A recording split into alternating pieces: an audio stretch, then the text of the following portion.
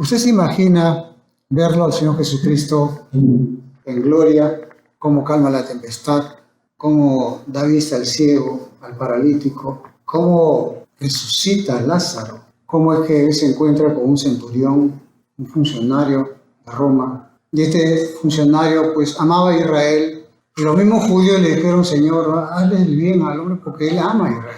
¿Qué es lo que pasa? Mi siervo está enfermo. Vamos a ver a tu siervo. No, basta que tú digas la palabra. Bueno, y fue, y la misma hora que Jesús dijo la palabra, esa misma hora se sanó el siervo. ¿Quiénes eran acá los? Usted lo puede leer, yo lo puedo leer, pero los asombrados eran los apóstoles. Nunca nadie había hecho eso. Es más, Nicodemo también dijo: nunca nadie ha hecho eso.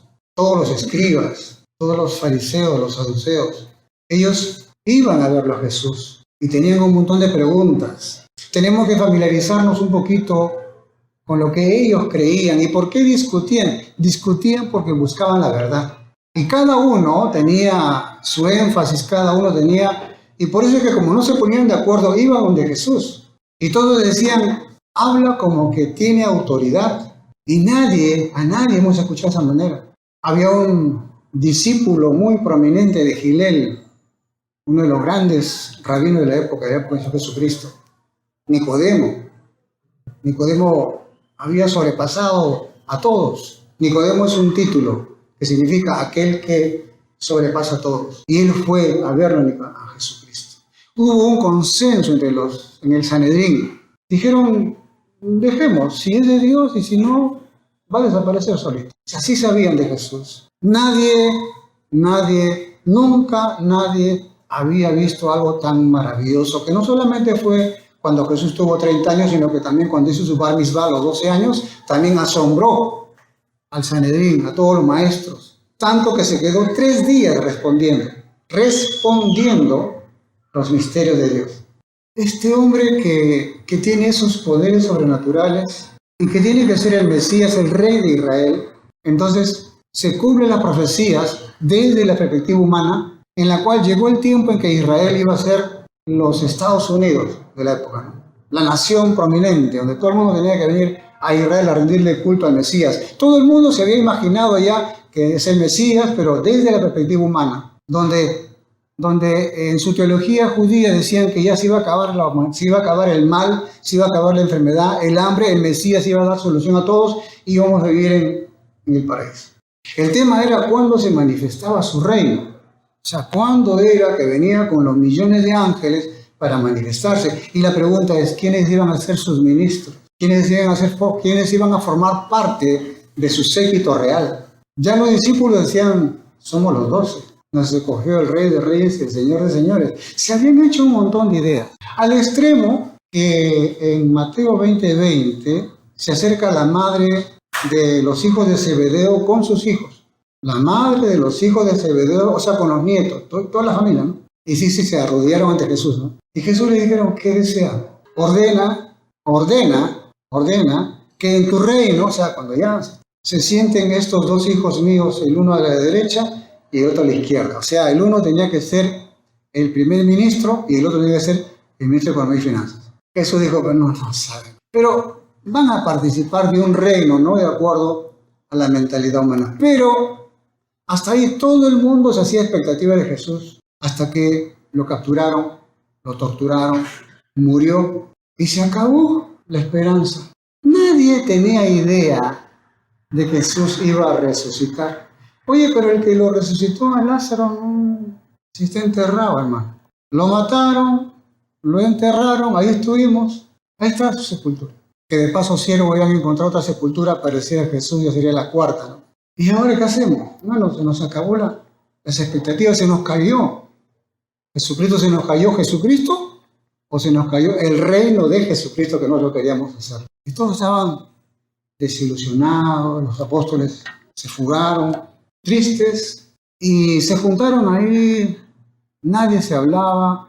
Ninguna de esas, amados hermanos, el Señor se aparece. La puerta cerrada, un fantasma, pensaban ellos.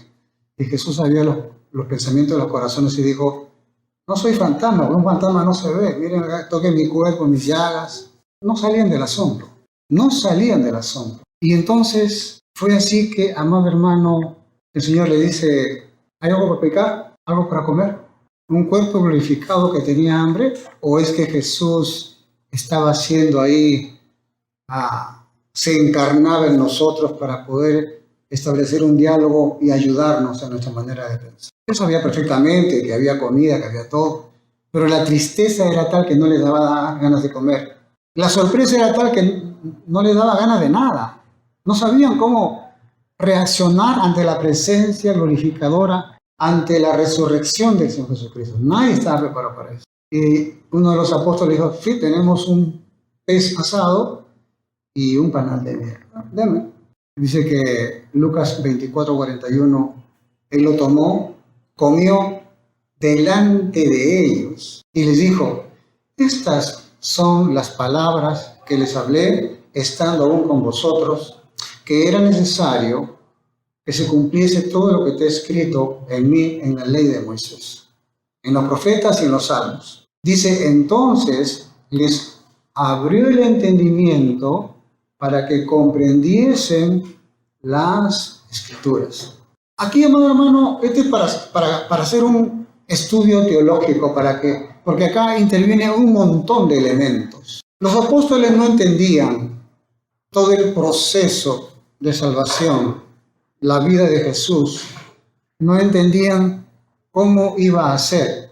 Pero el Señor empezó con un pez asado, de paso la manera correcta de comer la carne, bíblicamente hablando, y un panal de miel. Y claro, él oró, ¿no?, en la bendición del pan, afrashajalá. O sea, se sobreentiende que hay el pan pita o las tortillas, ¿no?, tipo mexicano, así lo hacían. Y mientras el Señor oraba, el Señor les abría el entendimiento para comprender la ley de Moisés, los profetas y los salmos. Un día antes pasó lo mismo con dos discípulos que iban a Emaús. Regresaban, bueno, está hecho, ya lo mataron, vámonos a nuestra tierra. Regresaban a Emaús. Emaús no estaba muy lejos de paso, pero en el camino se encuentran con Jesús, no sabían que era Jesús. Y la costumbre en Israel es de invitarse mutuamente a todos los viajeros, porque es un desierto, hermano. Y le rogaron, quédate con nosotros. No, ¿qué? Bueno, él se quedó. Y estando en la mesa, otra vez, dice, tomó el pan.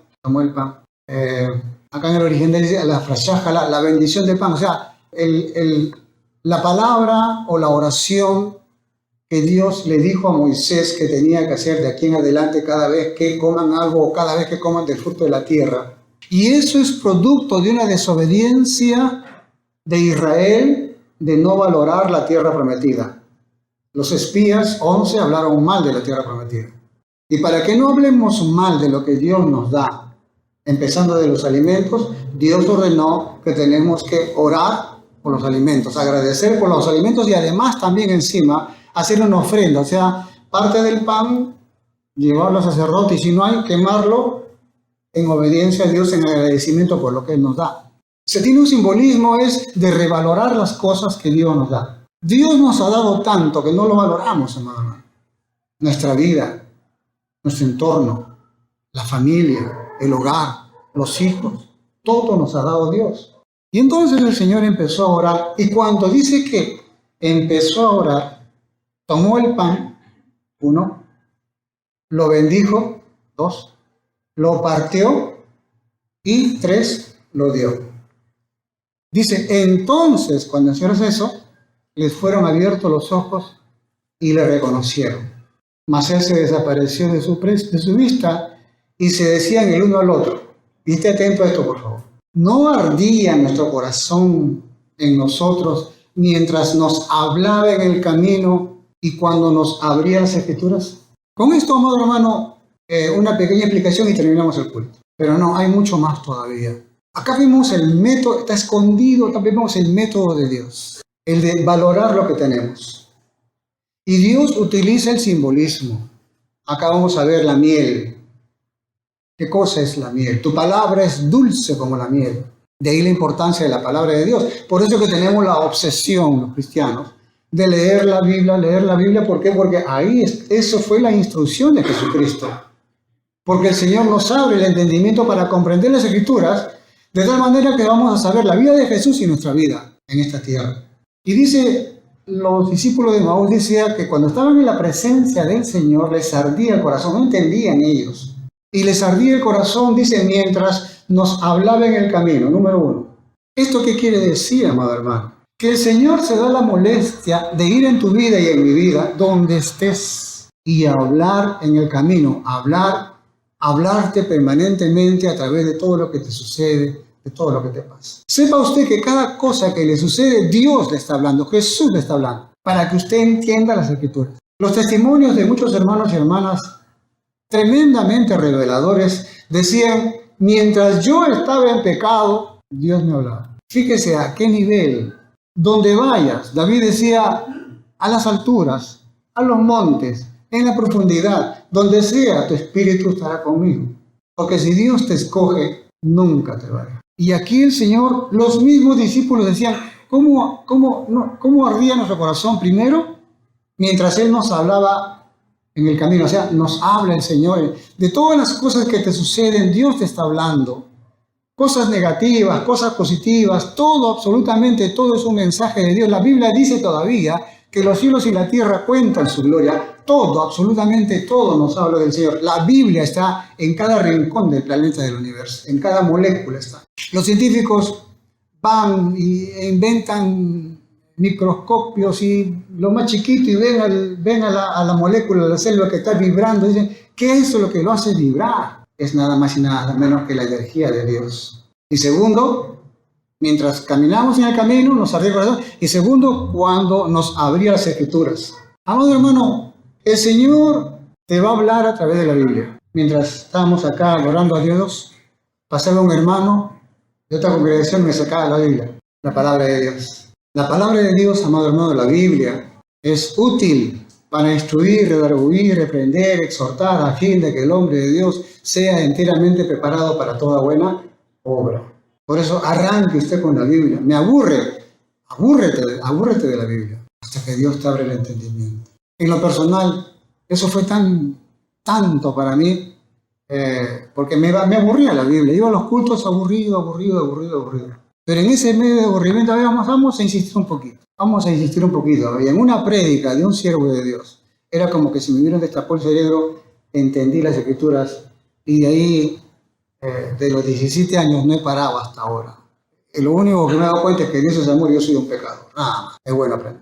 Entonces, amados, con esto, ¿qué cosa quiero decir? Que el Señor nos ha llamado no para trasladarnos de las tinieblas a la luz, porque la luz, el reino de los cielos, es un real sacerdocio, familia real. No hay mejor realeza que la realeza de Jesucristo. Y Dios a usted y a mí nos ha llamado a su realeza. Tanto es así que lógicamente que predicó el Señor sobre su reino, y una mamá, pues pobrecita, hermano, mientras yo soy candidato, pero cuando llega a la presidencia, acá está mi equipo de gobierno, y la pobre madre va y dice, yo quiero que también mis hijos sean ministros, ¿no? No está hablando de un reino natural, está hablando de un reino espiritual, en la cual a usted y a mí nos hizo sacerdotes, reyes y sacerdotes. La palabra dice, Santiago, el hermano del Señor, en el capítulo 2, verso 8, dice, si en verdad cumplen la ley real, usted lo que tiene en su Biblia es la ley real, que no lo tiene nadie, no lo tiene nadie. Por eso es que han odiado al pueblo judío, porque preservaba la palabra de Dios, y eso no lo aceptaban las religiones. La gente rechaza la Biblia, yo la rechazaba la Biblia. ¿Pero por qué? Ahora entendemos por qué. Porque es la ley real, la ley del reino de los cielos. Dice acá, si en verdad cumple la ley real, ¿y cuál es la ley real? Conforme a la Escritura, amarás a tu prójimo como a ti mismo, van a ser bien. Por un momento, amado hermano, tomemos lo que la Biblia nos dice, lo que Jesús nos dice. Podemos tener un montón de sensaciones, me arde el corazón, siento, sí, pero el siguiente paso es ahora caminar con Jesús. Dejar que Él nos hable a través de todas las circunstancias.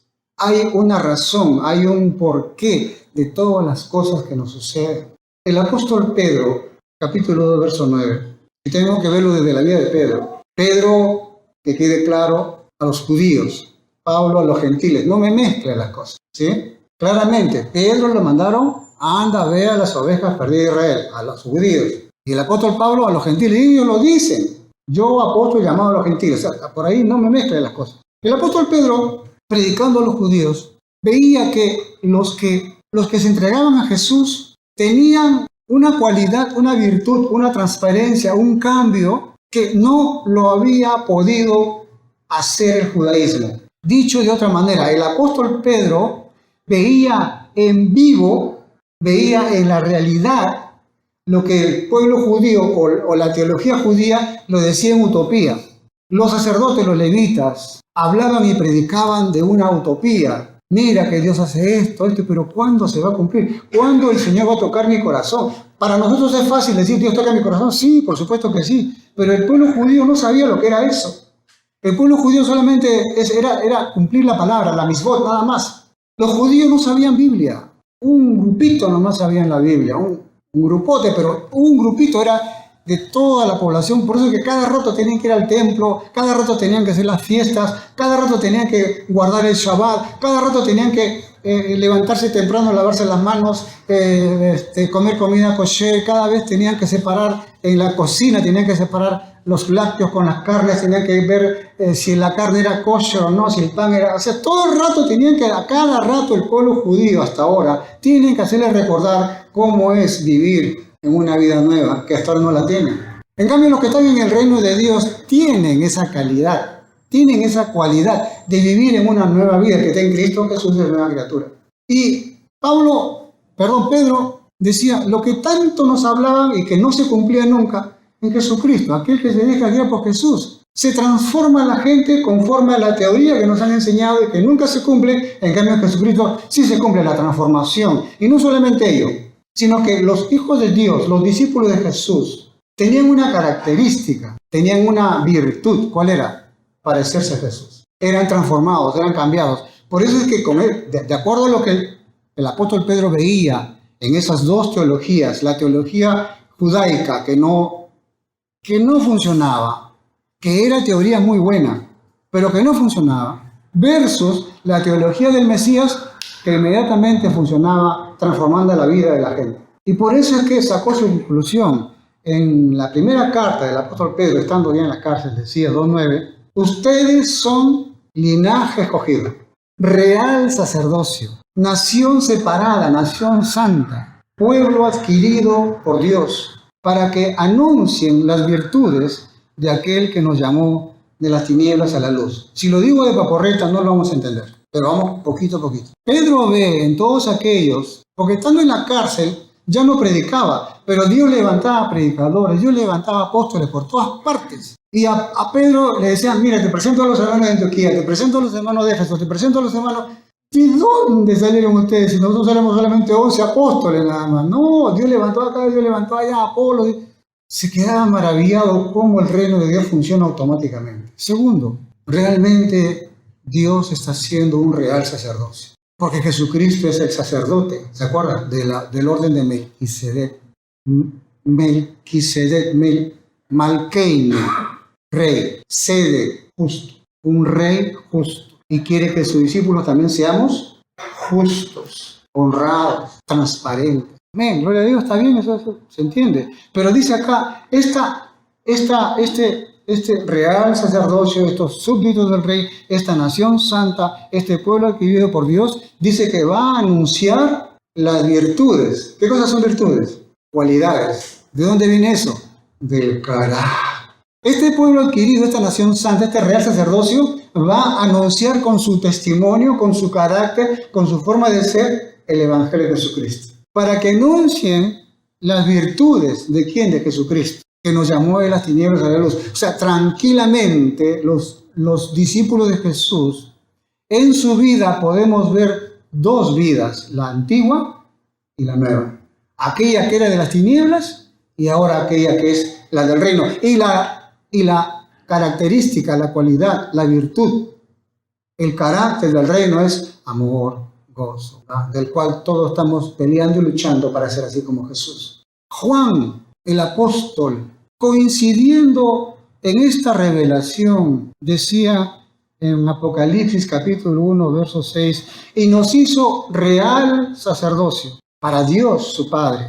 Fíjese usted, en Apocalipsis capítulo 5, verso 10 otra vez, y nos ha hecho para nuestro Dios reyes y sacerdotes y reinaremos sobre la tierra. O sea, no necesita usted morirse para no. Acá vamos a reinar, ¿pero con qué? Con el carácter de Jesús. Por eso es que, amado hermano, los hijos de Dios adquieren esta virtud, adquieren esta, ¿cómo llamarlo? Adquieren esta facilidad que solamente lo podemos ver en Jesús. Y estamos entre la lucha y la carne, estamos ahí hasta que el Señor nos vence por amor. Y terminamos teniendo el carácter de Jesús. Nos sentimos mal cuando peleamos, nos sentimos mal cuando pecamos, nos sentimos malísimo. Y por eso es que los hijos de Dios se arrepienten, o sea, reconocen que la actitud que están teniendo ahora del pasado no les gusta, les es amargo, En cambio, la palabra de Dios, aquel que cumple la palabra de Dios, uno siente la miel, compara la vida con la miel. Mire usted, en esta semana, porque quiero aclarar, no todo es Biblia, ¿no? También vemos documentales, por ahí una película documental. Yo prefiero no ver televisión, no ver las demás, porque todo es negatividad, la verdad. Pero vi un video donde estaban hablando, aquí un pedacito que decía, bueno, la abeja solamente vive 12 años, la reina del panal, la abeja madre, la reina, vive 12 años y cuando ya está viejita, cuando ya no puede producir huevos, inmediatamente las abejas meten a una en una celda y le dan jalea real. O sea, una abeja común y corriente, la separan, la meten en el huequito y le dan jalea real y llegado el momento, nace una nueva reina. O sea, no es que haya una casta de reinas o de reyes, no. Cualquier abeja puede ser la reina, solamente que tiene que comer, ¿qué cosa? Jalea real. Eso como que, oye, eso está pasando con los cristianos. Somos comunes y corrientes, no tenemos no tenemos nada de qué gloriarnos humanamente, pero internamente se nos da a beber, a comer jalea real, porque el reino de Dios es un reino de sacerdotes y gente santa. Ahora usted entiende, ¿se acuerda cuando Jesús dijo hay algo de comer? Hay un pescado, porque el pez significa en griego Jesús Cristo, pero el panal de miel. O sea, todo lo que está en la Biblia es un simbolismo, te está diciendo por todos los medios, te está hablando de lo que va a pasar en tu vida. Dios te va a dar jalea real para que dejes de ser y seas una nueva, para que reines juntamente con el Señor. Pablo le dice a los corintios lo mismo, porque todos vamos a beber de esto. Dice, porque por un solo espíritu fuimos todos bautizados en un cuerpo, sean judíos o griegos, interesante, sean esclavos o libres, y a todos se nos dio a beber de un mismo espíritu. A todos los llamados. Entonces usted tiene la oportunidad de escoger la bebida. ¿Cuál bebida quiere usted? La bebida antigua, la amarga, la hiel de amargura, como le decía Pedro a Simón el mago, le decía, en hiel de amargura y en prisión de maldad estás. O beber el agua de vida, beber esa agua dulce, beber ese panal de miel que Jesucristo ofrece a todos los que Él desea para ser los reyes y sacerdotes. Si usted lo quiere, lo puede pedir, amado hermano, Dios se lo da. Esa fue la promesa que le dio a la mujer samaritana en Juan 4:10. Dice, Jesús le dijo, si conocieras el regalo de Dios, hay un regalo de Dios para ti y para mí. ¿Y quién es el que te dice, dame de beber? Tú le pedirías y Él te daría agua de vida. Y verdad, basta que usted pida, Señor, ya sé cómo es la vida vieja, ya sé cómo es el pecado, y toda esa amargura. Todo es pleito, celos, iras, contienda. La bebida amarga te alimenta el ego, el orgullo, y con eso, en cambio, Jesús dice, tú pídeme y yo te doy agua de vida. Esa agua que te transforma, que te cambia y que te convierte de un ser humano cualquiera a ser miembro del reino de los cielos. Pablo le dice a los romanos, porque no eran judíos, eran gentiles, pero había un problema ahí que los judíos de Roma como que lo despreciaban a los gentiles. Pablo dijo no. En Romanos 11 dice, nosotros los gentiles hemos sido participantes de la raíz y de la rica savia del olivo. O sea, Dios no ve tu situación, Él quiere ver tu futuro, y un futuro maravilloso que Él tiene planeado para todos sus hijos. Dice acá la palabra que en Cristo Jesús, amado hermano, Por ejemplo, en los Salmos habla de los mandamientos, Salmos capítulo 19, después lo lee usted, habla de la palabra de Dios, ¿no? Y cómo es vivir en la palabra de Dios. Y dice, deseables son más que el oro y más que mucho oro refinado. Dice, y dulces más que la miel y que la destila del panal. Habla de la palabra de Dios. O sea, de la voluntad de Dios en tu vida. Ahora, por favor, es bueno aclarar que no se te está mandando a leer un libro. No, no, no, no. En ese libro está escrito lo que te va a pasar a ti y a mí. Ahí está, tú puedes ver tu vida. El tema es que después que lo lees, ahora tienes que vivirlo. ¿Me entiendes? O sea, no es que yo voy a leer la Biblia, me lo voy a aprender de memoria, no te va a pasar nada. Tienes que vivirlo. Y el Señor te quiere hablar a través de tu vida la palabra del Señor. Salomón, el hombre más sabio de toda la humanidad. Todavía no se habla mucho de Salomón, pero Salomón en frases cortas, cortísimas, decía grandes verdades. Decía en Proverbios 16:24, panal de miel son los dichos suaves, suavidad al alma y medicina para los huesos, la palabra de Dios. Otro proverbio 24:13, hijo mío, sí Señor, come de la miel, o sea, de la palabra, porque es buena y el panal es dulce a tu paladar. Esto, amado hermano, nos lleva a entender y a comprender de que esta vida, acá en esta tierra, vamos a tener amargura de días. Yo quiero que note esto, por favor. Entremos en el mundo bíblico, entremos en el formulismo bíblico que es muy interesante. Faraón le pregunta a Jacob, ¿cuántos años tienes? Y Jacob le responde una cantidad y le dice, buenos y malos, buenos y malos. Pero en esa pregunta, que posiblemente Faraón no entendió, yo ahora a usted le pregunto, ¿cuántos años tiene? Entonces, hay una diferencia en los años que tenemos. ¿Cuál es? Aquellos años que nos hemos manejado nosotros con la amargura y aquellos años que nos hemos manejado nosotros con la dulzura de la palabra de Dios. ¿En qué momento te entregaste a Jesucristo? ¿En qué momento Jesús es real en tu vida? Ahí recién naces de nuevo. Esa es tu verdadera vida, no la vida pasada, porque el que está en Cristo es nueva criatura. Las cosas viejas pasaron. Por eso cuando te digan a ti, ¿cuántos años tienes? Bueno, en mi DNI dice que yo tengo 67. Pero en realidad será porque tengo 20 años recién en Cristo Jesús. Porque 47 años estaba luchando contra los demonios, contra mi carne, con todo, hasta que un día dije, no, basta, me rindo ya. Señor, haz de mí lo que tú quieras. Y recién a partir de esa fecha tengo una verdadera vida. La antigua no era vida. No era vida. Pero para que tengas una nueva vida, tú tienes que tener 0 deudas. Porque no puedes vivir una vida nueva con deudas. Y esta es otra paradoja que el judaísmo no te ofrece. El judaísmo te dice, vas a pagar hasta el último centavo. La ley religiosa. Vas a pagar la paga del pecado y la muerte. Sí, es cierto, es verdad, porque en la vida amarga uno ve pues las facturas y esto y esto y esto y esto. Y cuando tú le hablas a una persona, hermano, pero no te das cuenta de que todas las cosas que has hecho, sí, pero no es para tanto, no le damos la importancia de vida. Sea como fuere, es verdad, hermanos. De aquí nadie se va hasta que pague el último centavo de todo lo que hemos hecho. Pero esa es la ley humana. Hasta ahí llega la teología humana. ¿Qué dice la teología de Dios? Que Él murió y pagó todas nuestras deudas.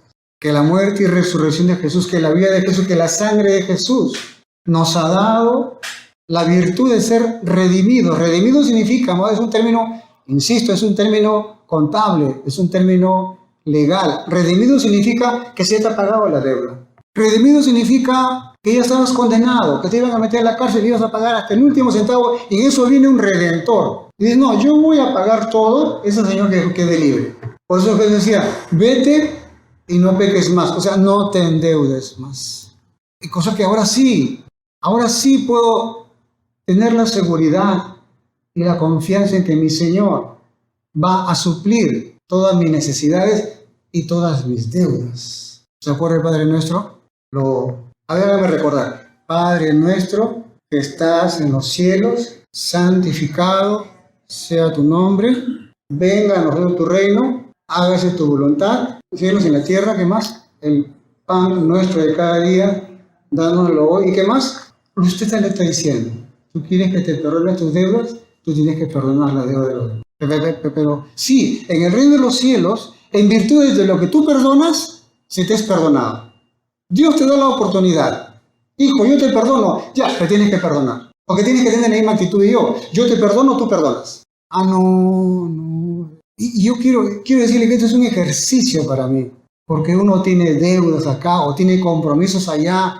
Y uno quiere pues que se le facilite esas cosas, ¿no? Así como me preparo yo a mis deudas. Yo muy poco debo. Salvo la amistad de muchos. Pero digo, no, me voy a preparar y salgo y viene una persona, me pide, le doy detalles o le ayudo a otra persona o voy, hago una gestión y veo, por favor, permítame. Y en virtud de lo que yo perdono, de lo que ayudo, me ayudan, amado. Cierto esto, es cierto. Saber que el Señor te hace rey y sacerdote y que el Señor encima todavía pague todas tus deudas. Esto, lógicamente, lo tienes que vivir para que sientas el perdón de Dios, la misericordia de Dios. Esto es vivencial, pero empieza con una sola palabra, empieza con una sola actitud. Señor, dame de esa agua, yo la quiero beber. ¿Cómo vamos a poder vivir en esta tierra, amados, con la mente saturada de un montón de cosas? Cuando tenemos un reino inconmovible, tenemos un alimento espiritual, tenemos las armas del Evangelio para poder heredar la vida eterna desde acá, desde la tierra. Así que la próxima que quiero comer un pescadito, hágalo asado para que se acuerde de este beneficio. Y yo le recomiendo que por ahí se compre un botecito de miel de abeja para que se acuerde usted que así como es dulce ese panal, también la palabra de Dios es dulce. En el matrimonio judío se presentan las hierbas amargas, como en la Pascua. Acá en el Perú tenemos hierbas amargas espectaculares, el campuri. Eso amarga, Dios mío, a la chicoria, ¿no? Y yo a la parejita le digo, pues, a ver, hijita, invítale a tu esposo, a tu futuro esposo, la hierba amarga, ¿no? Uy, ¿qué tal? Amarga, pastor. Ahora dale a tu esposa. Uy, amarga. Así son los pleitos, los celos, las iras, las contiendas. Si es que en tu matrimonio le pones eso. Ahora vamos a un pancito o una miel. ¿Qué tal? Dulce. Así es la palabra de Dios en tu matrimonio, en tu vida.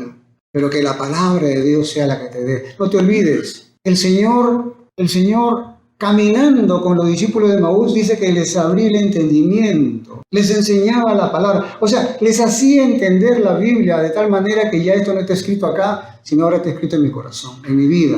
Esta es una experiencia personal, amada hermana. Eso no la podemos dar acá, venga para acá, vamos a poner la mano. No, eso es una experiencia de una decisión personal, íntima y privada, tú con el Señor, porque Dios te ha llamado para que seas real sacerdocio, nación santa y pueblo adquirido por el Señor.